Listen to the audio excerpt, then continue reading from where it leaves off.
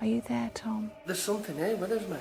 Thespians, apparitions and poltergeists await the most haunted team in Oldham. Oh!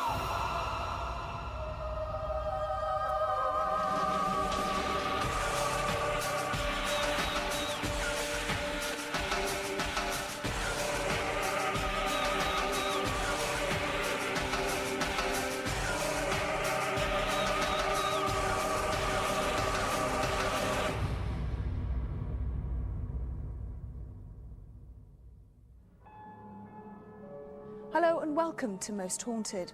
This theatre was originally built as a circus in 1885. It's been many things and it's seen many tragedies, not all of them plays, with strange noises and feelings and full ghostly apparitions. I just had to bring you to the Oldham Coliseum. This building lies as close to the heart of this Lancashire town as it does to the affection of the local community. Renowned as one of North West England's finest theatres, the land on which it now stands was once used for mining. The building was constructed in 1885, but due to a decline in popularity, was briefly used as a cinema in the 1930s. Despite suffering misfortune, both on and off the boards, the Coliseum remains the People's Theatre to this very day. Animals performed here. Buffalo Bill's Wild West Theatre performed here. Fred Carno's circus, which travelled all the way from Scotland right down to the south of England, also performed here. Someone that was with Fred Carno was Stan Laurel. He performed here. And also one of his friends, Charlie Chaplin. I have a theory that famous people have a special aura, a presence, energy, and I believe that they leave a little bit of that behind, usually somehow recorded into the fabric of the building.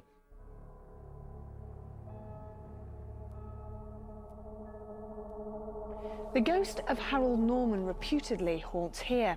He's been seen standing in the circle area, staring across at the stage. The day that he first performed here, he was stabbed in a sword fight. He was playing Macbeth. He managed to crawl off the stage into the wings and was treated by a first aider. But weeks later, he died of blood poisoning. And his ghost still returns here. His ghost has been seen wandering the building, and his ghost has been seen sitting up here, watching plays.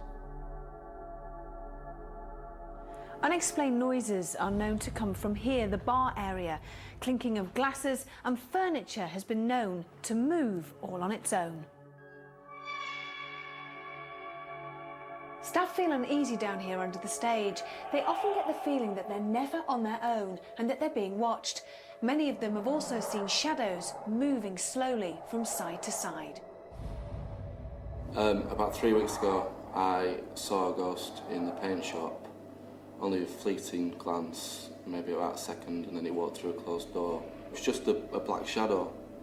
It was 5 foot and it looked like a man, just from the build of it. A man in black has apparently been seen walking from the circle through this wall and into the wardrobe department. This must have been a very popular place because the ghost of a Victorian lady wearing a black dress has also been seen in here, along with the sound of very loud, heavy, ghostly footsteps. But guess what? The ghost is believed to be that of Carl Paulson. He, from 1959, was manager, General Dog's Body, and they've stated the man that always wandered round alone at night and locked up. He was first in the morning and last out at night. But they believe it to be a woman in a black dress. Carl Paulson was also an actor, and he played women on many occasions. So who does haunt the Oldham Coliseum? We have 24 hours to find out.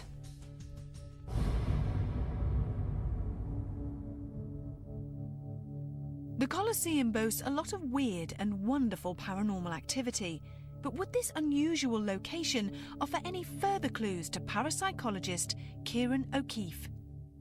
Kieran, is there anything in particular that you are going to be looking out for this evening? Well, in terms of phenomena that's being reported by eyewitnesses, the main thing is apparition. So the focus is on capturing something on film or photo. That would be the main thing. So what do you think about superstitions? If I was to say Macbeth, apparently we're sitting on a stage, I'm supposed to, you know, horrible bad luck is supposed to occur. I'm a psychologist. I have a very rational outlook on these sort of things, and I certainly don't adhere to the superstition idea. I think it would be great maybe if the team is investigating tonight, if anybody's up for it, to constantly refer to the word Macbeth rather than say the Scottish play and see what happens. So if we all walk out on crutches and we... It's my fault. We've invited spiritualist medium Derek Akora and guest psychic Ian Lawman to join us at the theatre. They arrived separately and with no previous knowledge of this building or the tragic past that may still haunt it. But would the most haunted crew be entertained, or are we all in for a night of severe stage fright at the Oldham Coliseum?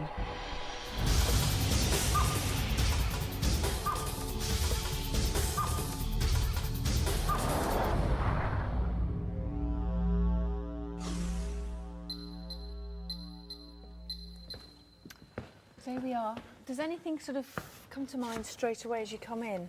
Well, it does actually, Ivy, because as we've just walked forward there, 2 seconds ago it wasn't there, the energy, but suddenly is at the back of me. And this energy, most definitely, although he's not showing himself, it's a man, it's a male. And I feel that this man, I don't know, the only way I can say at the moment is if I've got a grievance over something, you know, he'd walk around, all round this theatre, even in the higher parts. It's like him looking back. Now that energy all changes because there's a lot of joyousness and everything just coming out from the stage. And it's like as if he's snapping his whip. Ladies and gentlemen, and he's looking and what have you. And there's animals, there's monkeys, there's all kind. Welcome to the circus. Welcome to the circus. And the energies are just flooding out here from top to bottom.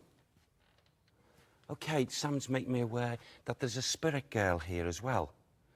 And I feel she's had something to do with the way I feel here is I've got horses in energy, horses around me. You know, it's like as if I'm getting accidental, something to do with horses and her losing her life. They're also showing me, I don't know why, but they're showing me this group of people, some kind of fire. There's a fire involved as well. And there's a little boy who comes here, a little boy. He's the one that goes around the staff at times when they're going through the doors and whisks past people and does this. The little boy. Who's the little boy? Tom. Tom. Prior to Derek's arrival in Oldham, our other guest psychic, Ian Lawman, had spent a short while exploring the theatre. He too had sensed a similar spiritual energy. I felt like he would have been a boy what would have walked around here. Yes? Quite a mischievous little thing. I feel like some of the ladies would have felt certainly a pinching sensation or would have sensed him walking around. Oh, this man's come forward. He's coming forward. Come on. Who are you? You're most welcome. Converse with him, Sam. Okay. Harold. Is that his name? Harold. Harold. What's his ask him what his surname is. Sorry, Derek. What's his surname? Can you get his surname? Come on, bring him a bit closer for me, please. Bring his energies in if he wishes to. Harold. It sounds like Norman. Norman. Norman or Norm. Norm. Harold. Norham. What?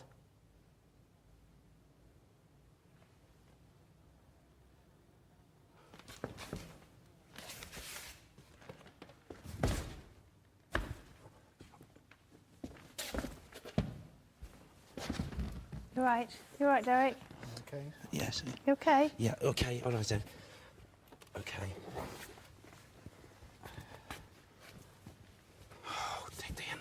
take it off.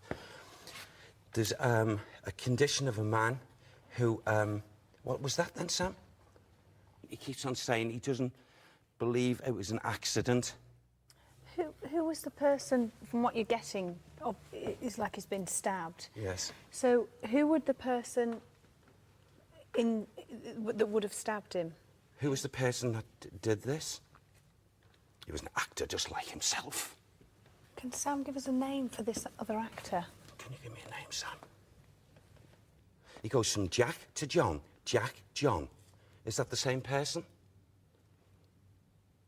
He gives me those two names, Ivy. Okay.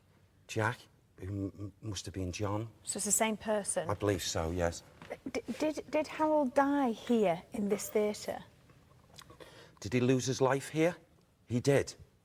He did. Right. Sorry about this. This is the energy. Yeah, no. Okay. His role was the important one. Macbeth. Mm-hmm. Macbeth.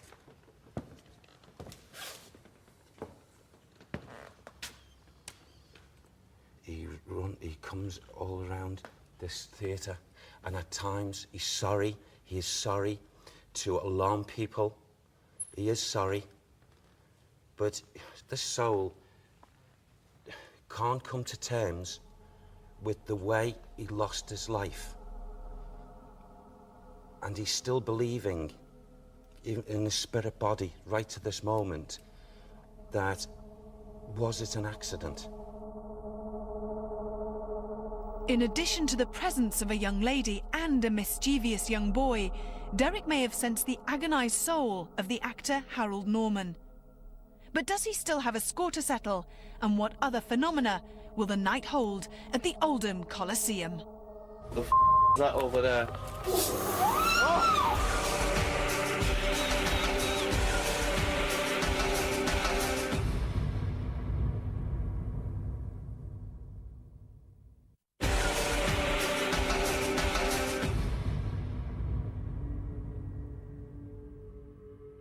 Our investigation in Lancashire is already gathering pace. Despite the pleasure that a theatre performance brings, some souls are far from happy that they can't leave at the final curtain. As we head into the stalls, we wonder which other spirits may still exist from this building's past. Oh, wow. It seems as if psychically, both sides of my mind are being drawn here and up there. So there's someone, when I say someone, there's an energy that localises itself quite regularly up here. And I feel it's a person who, although they're not actually showing themselves at the moment, who returns to an area up there. You know, we often talk about poltergeistal activities and what have you. This place, this theatre is rife with it.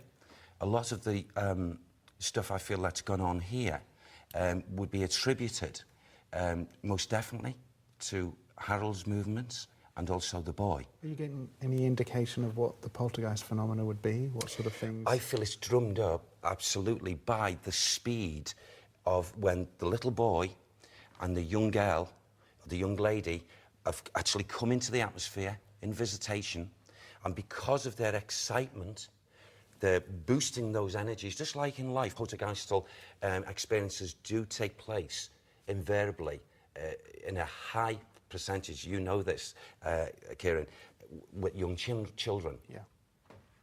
There is also, I'm aware now, while we're here, of a man who has also worked here at some time. I feel he had something to do with the mechanics or something of this theatre.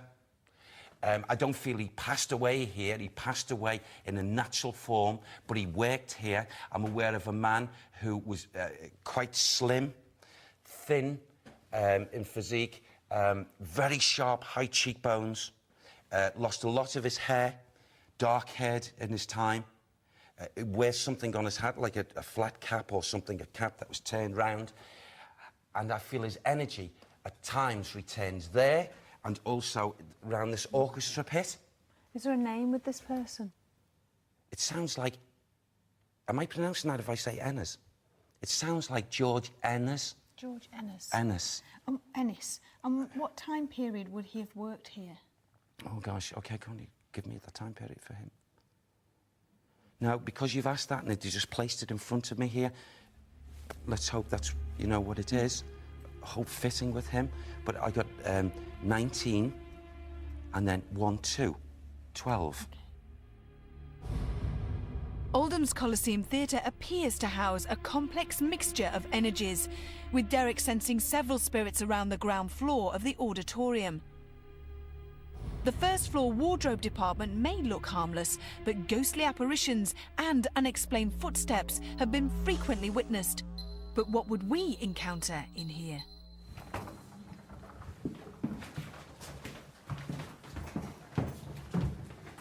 Today, Yeah. yes. Okay. Oh, yeah. It's around here.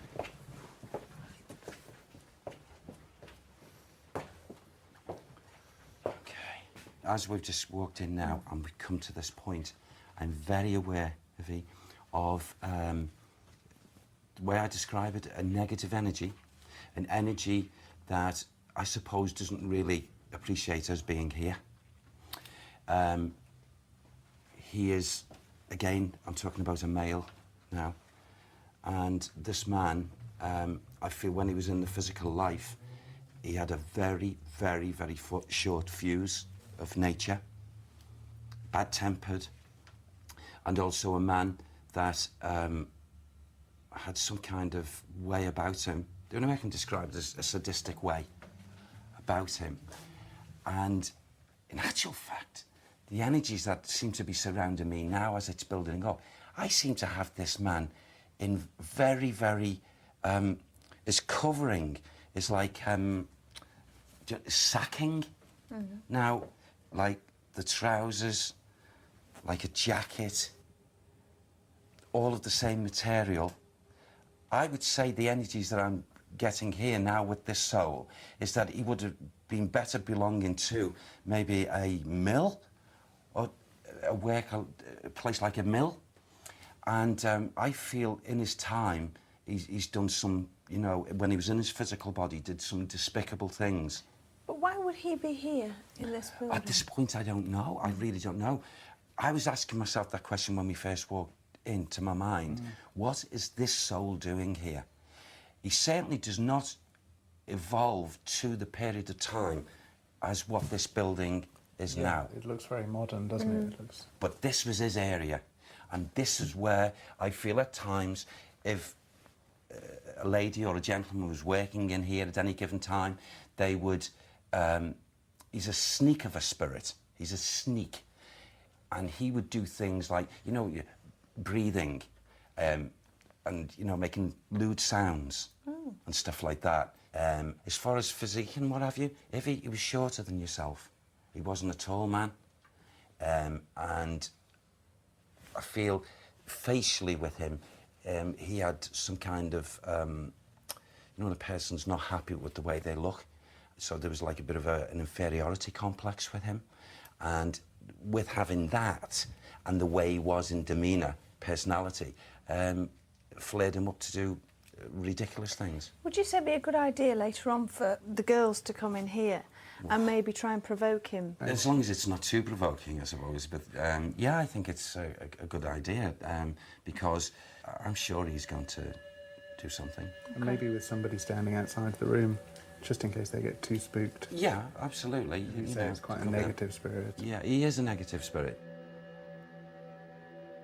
Although theatres play host to a wide variety of human emotions, Derek feels that the Coliseum's wardrobe department contains only anger and deviance. We decide to leave this hostile male presence and, with our cameras switched to night vision, make our way around to the Circle Bar, where unexplained lights and noises have previously been documented.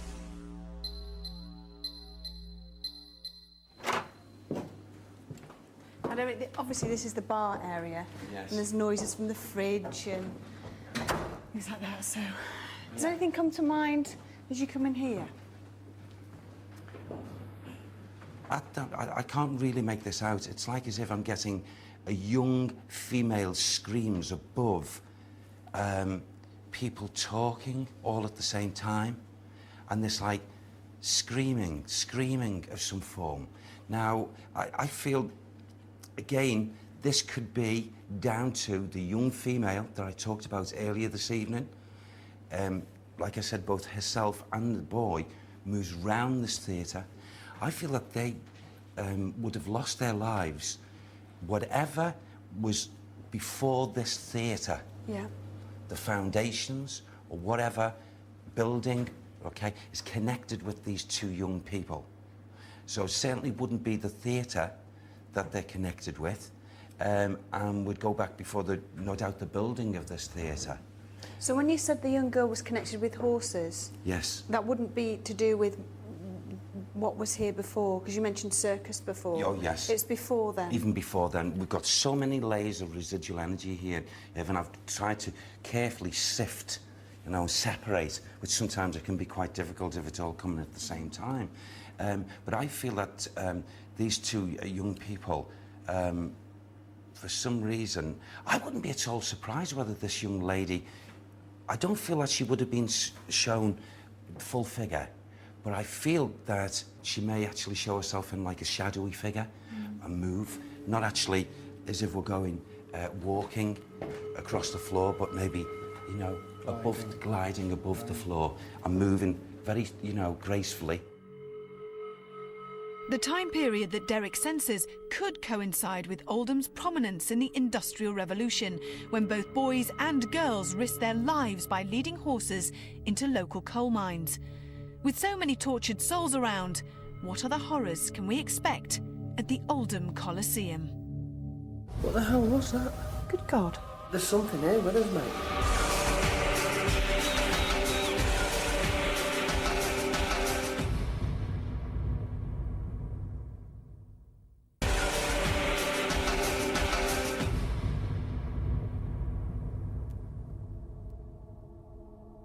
Our investigation has already revealed a principal player from this building's theatrical past.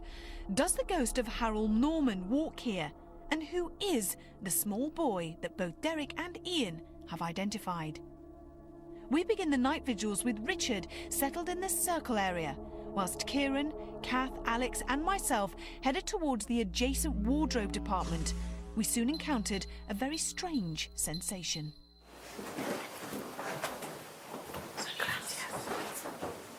Smoke, burning. Burning. It's not burning. Definitely burning. Where's that coming from? Hello. Can you smell burning? No, it's not here. No, I can't. It's burning out here. Yeah. Really? No. That's not food, it's burning. The burning smell wasn't detectable anywhere else inside or outside of the theatre, but may bear some relation to what Derek had sensed earlier in our investigation. I don't know why, but they're showing me this group of people, some kind of fire. There's a fire involved as well. With no historical references to a fire in this building, our sensation may relate to the coal mining techniques that once took place on this land. Leaving Richard on his own, we carried on into the wardrobe department, where we had earlier been forewarned of a belligerent male presence. To avoid any threat to Kath, Alex or myself, Kieran stood by, just in case.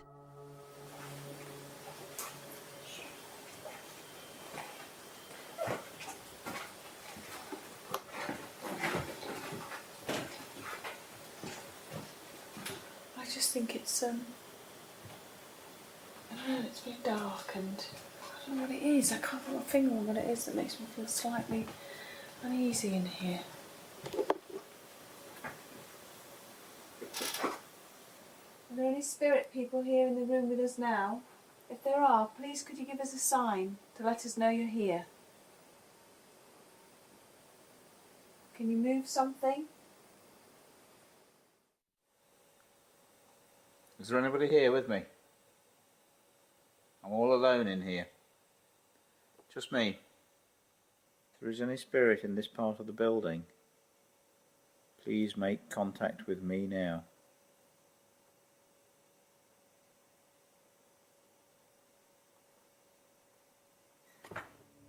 That was good.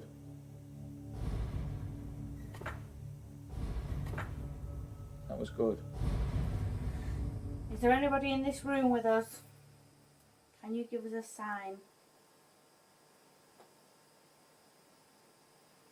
Make a noise.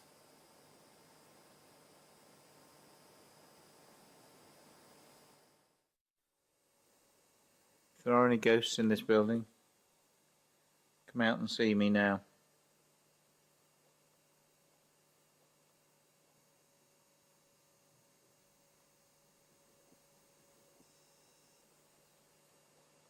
I'm going to leave you now.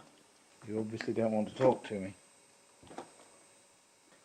Despite a prior warning of the apparent dangers inside, we encountered no activity in the wardrobe department and decided to leave. That smell's gone now. It has. It has. Hasn't it? I can't smell it. It did smell like what wasn't food to me. No. It did smell like burning. Yeah, there was a definite smell of that. It was that strong to me that I would have expected to open a door and see a fire inside. Intrigued by the solitary response that Richard had heard, Carl and Stuart decided to investigate the circle for themselves. This area of the theatre is reportedly where the ghost of Harold Norman sits and watches the same stage where he once walked. Are you here, Harold? If you are, can you do something for us, please? There's only me and Carl. My name's Stuart. Wasn't there a specific name we had to call out here if we wanted something bad to happen? Oh, Macbeth. Macbeth, that was it. So if we ask for Macbeth, Yeah. we're not going to get Macbeth. We're going to get something different now, aren't we? Yeah, I mean, basically, Macbeth is just, it's a superstition, an actual superstition that something could actually go wrong. Like, the play would either crumble or you could have a crash on the way home. I mean, there's so many. Really?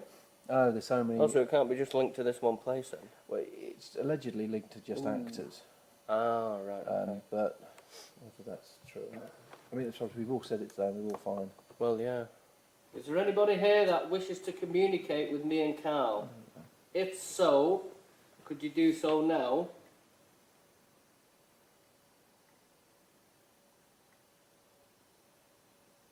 You see, the beauty of this is now there's no one else here now in the theatre. There's only me and you. All the rest of the crew are on the other side of the building now, so... What was that? No, what was that? Carl? What was that? That came from over there, that noise. What's that then? That sounded like a, what's it? I think a seat coming down. Well, there's a seat down over here. The only way to check if this seat had just moved was to view the footage later on. We discovered that fortunately, Carl's camera had recorded this same area of seating a few minutes beforehand. The seat had moved, and the sound was almost identical to what Richard had also heard here on the Circle balcony. Curiously, on our only other theatre investigation at Drury Lane, we encountered the same phenomena. Carl, where I was sat before, the actual, you know, the bit that pulls down to sit on? Yeah. It's come down. It's come down? Yeah. It was up because I'd just had the camera on it. I actually feel scared now.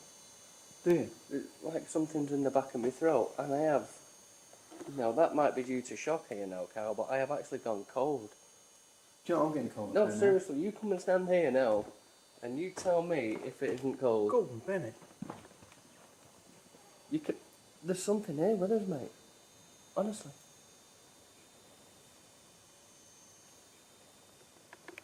Honestly, this is cold, it's not gone. This is chilly where I'm standing. What is That, I just... It is, it's cold where you're standing. What the hell was that? Did you hear that noise then? Hey. From there? That came, Jesus Christ, that came from over that corner. It actually literally came from over there. What the was that? Harold, if that's you, and I hope we are getting your name right, can you please make another sound, a noise, or do something to us, so that we know that's you. The seat that collapsed, could you please do that again for us, Harold?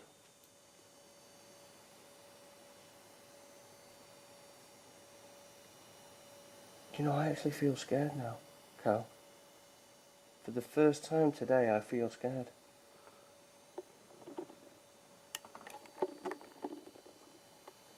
See that behind me? Where? Oh, I've just caught an orb has just gone past the screen.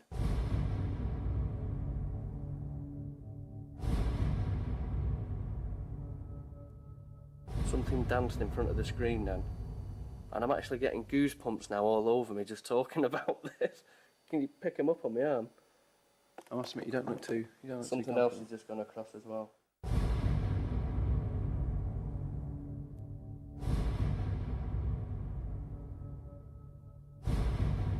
Harold, if that's you, can you do something for us again, please? That's very good. Carl.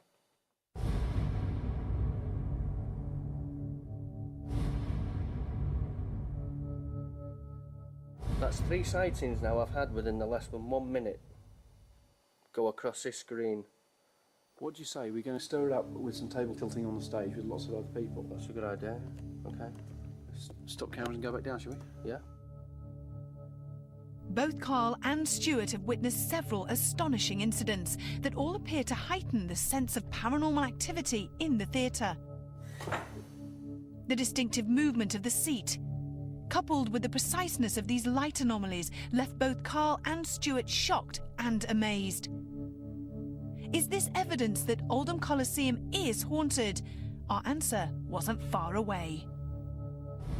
This could be paranormal.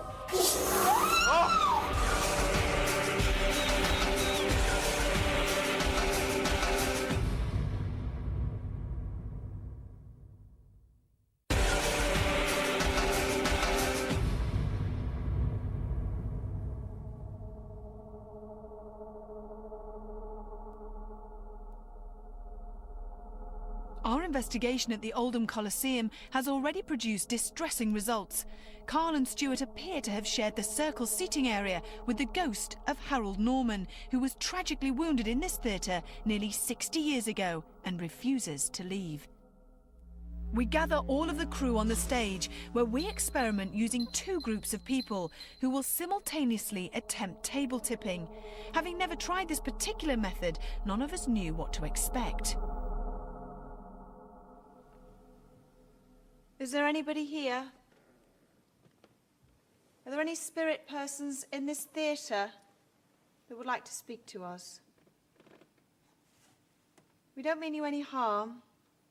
Could you try and talk to us by moving one of these tables on the stage? Spirit people within this theatre, I ask of you to give us a sign that your life exists.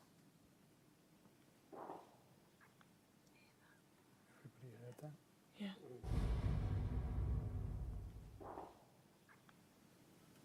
If you can hear my voice, good God. What?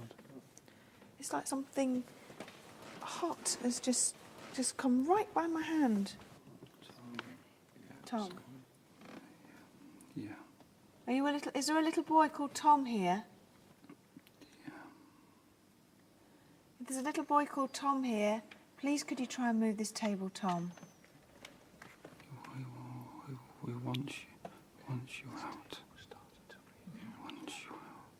He wants us out. Who? Tom wants us out. Who wants us out? The man. He's chasing me.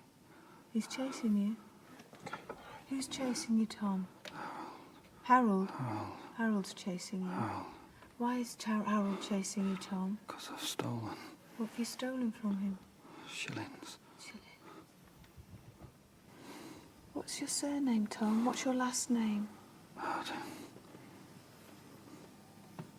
Harding? Yeah. Tom Harding? Yeah. What happened to you, Tom? I fell, I think. You fell? I think. I'm scared. Harold's coming. You run away, Tom. Run away from Harold. I always hid in the stage. Did you hide under the stage? Yeah. Tom, if you go into the light, if you look for a bright light, you don't have to run and be scared of Harold anymore. He can't harm you. You don't have to be scared or frightened. Trust me. Your mummy and daddy will be waiting for you, Tom, and you'll be happy forever and ever and ever. I promise you. Are you there, Tom? Elizabeth's there. Elizabeth's there, is My she? mum. Is your mum Elizabeth? Are you hugging your mummy? Yeah. Oh, you stay with your mummy, and where you'll be now, you'll be happy forever and ever with your mummy and daddy, where you belong. Goodbye, Tom.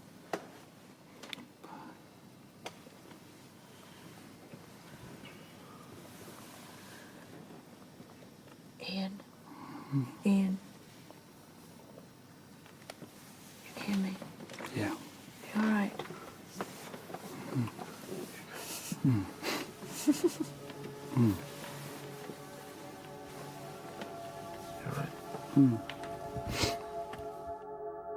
The energy that the small boy had channeled through Ian left our guest psychic emotionally drained. This spirit claims to have once hidden under the stage, but had he finally chosen to leave this part of the theatre? Kieran, Kath and myself felt sure that we could find an answer. Is there anybody here in this room with us? Is there anybody down here? Any spirit people down here that want to try and communicate with us? Want to give us a sign? Please, can you do something? Can you move something? Knock on something? Let us know that you can hear my voice. If you wish us to leave, please give us a sign. Show us some lights so we know whereabouts you are. Please. Oh! It's all right, it's all right. It's all right. It's just the generator. It's just that generator. Why would it go off? It's not supposed to go off. It's all right. It's all right. It's all right. Why did that just come on? I don't fucking know, but let's get the hell out. My legs have gone.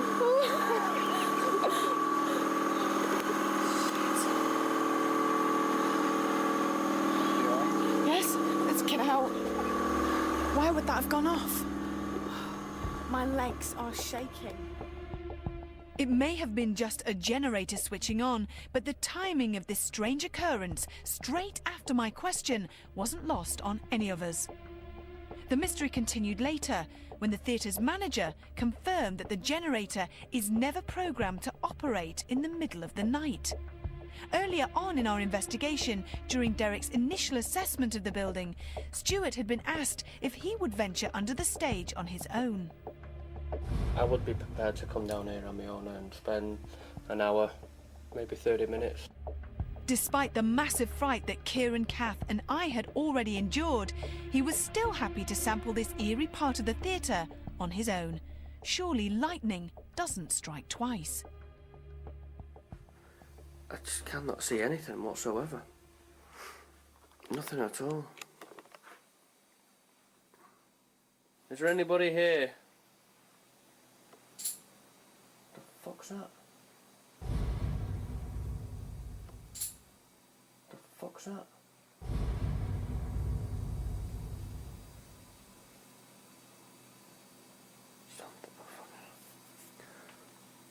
There's a noise just come from somewhere.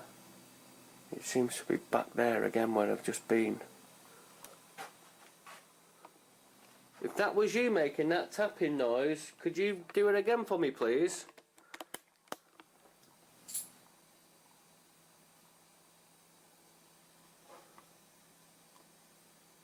This is crazy. This is...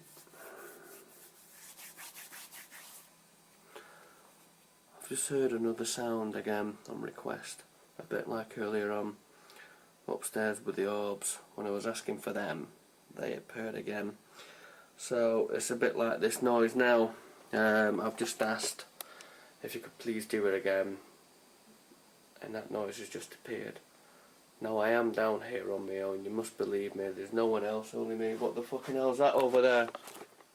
Hello?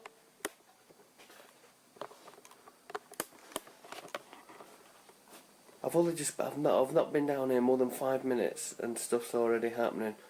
I'm on my own, there's no one else here, and the shit's already starting to hit the fan. Noise that I've been, I'm hearing stuff now as I speak.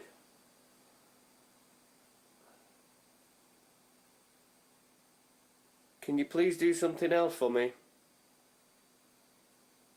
You see, this could be paranormal. Then again, it could be anything else. We don't know.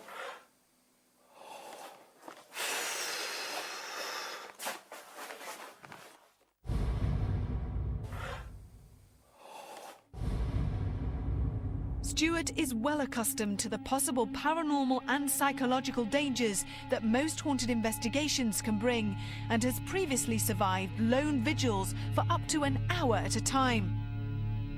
But tonight he found this part of Oldham Coliseum far too frightening and hastily retreated from under the stage after just 4 minutes.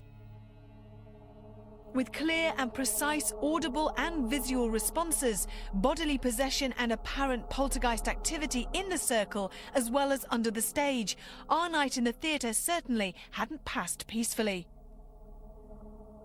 We carefully monitored each area of the building, but on this investigation, we're fortunate that all of the apparent paranormal activity occurred before our very eyes.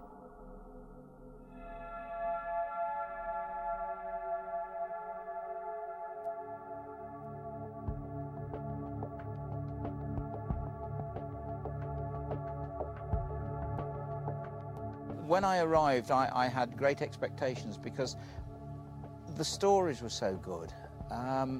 This business of Macbeth and the curse and the actor that was stabbed and died, and the ingredients were fantastic, and it's the first theatre that I'd done. There was a nice incident when Carl and Stuart were up in the circle. They actually heard one of the seats lift itself as if an unseen person had actually stood up and moved away. That was good. What was that? What was that there? Carl? In this particular case, you need to be sure none of the chairs would actually move of their own accord. And I don't mean in an instant, I mean over a longer period of time. So there would have to be this comparison of footage. But still, it's interesting in the fact that it ties in with some previous eyewitness accounts. If you wish us to leave, please give us a sign. When Yvette asked the question, is there anybody there was no response. And then when she asked the question, if you'd like us to leave, please do something now, at that particular point, the generator kicked in. Please. It was very loud. Kath and Yvette screamed and grabbed onto each other, and I even let out a little scream myself. It was the generator, and I believe that we've spoken to the owner and established that the generator doesn't normally kick on at that particular point in the evening, and certainly it's not a regular occurrence. It did coincide with the question, but at the end of the day, that could have been just coincidence. What's your surname, Tom? What's your last name? Harding.